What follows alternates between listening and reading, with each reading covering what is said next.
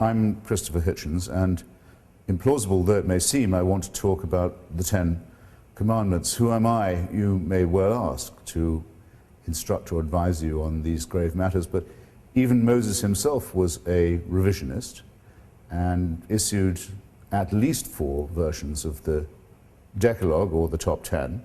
So if he can be a revisionist, well, so can I. Picture then, if you will, that I'm not just taking a blue pencil, but an actual chisel, and seeing if these tablets of stone could possibly stand a bit of an update for our time. Numbers 1 and 2 actually don't have anything to do with ethics at all. They are injunctions. They remind or instruct you that I am the Lord thy God, that thou shalt have no other gods before me, and they forbid the making of graven images.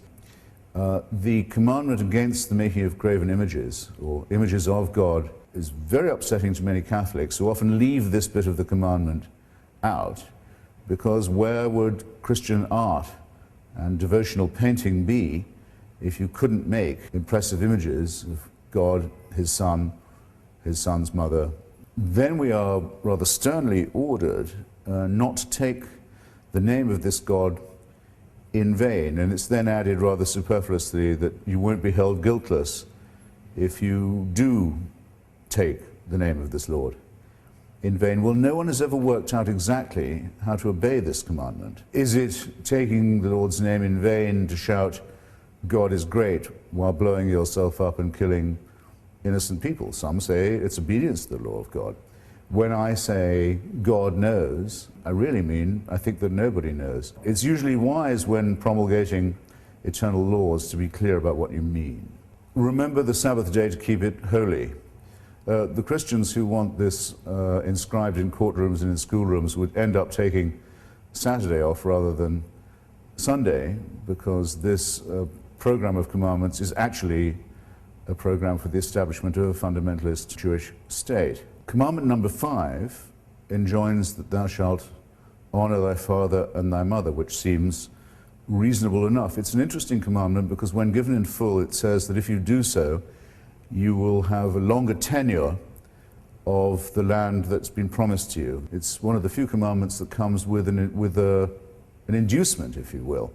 It even seems to suggest that you should honor your father and mother because you expect a legacy from them. Number 6, thou shalt not kill. Almost immediately after the events at Sinai and the delivery of these instructions by God from the top of the mountain, Moses orders all his supporters to draw their swords and kill all their friends and brothers for their profanity.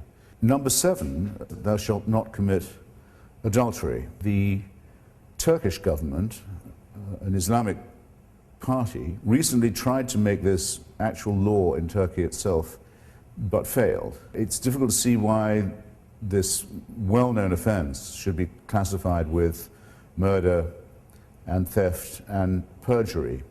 Usually the punishment for those who commit it is what you might call self-inflicted. Commandment number 8, thou shalt not steal. Very little to quarrel with here. We don't know of any society that has a commandment saying it's okay to steal, or a social custom that allows it. Then we arrive at a moment of comparatively rare nuance and sophistication.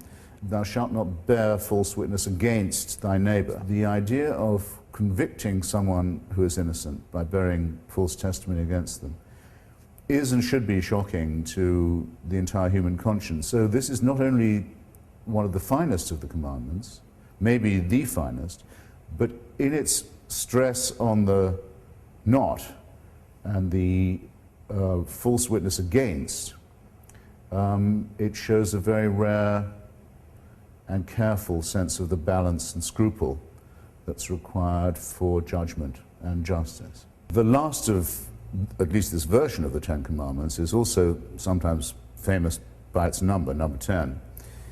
It forbids the coveting of your neighbor's or thy neighbor's goods, these to include his ox, his ass, his wife.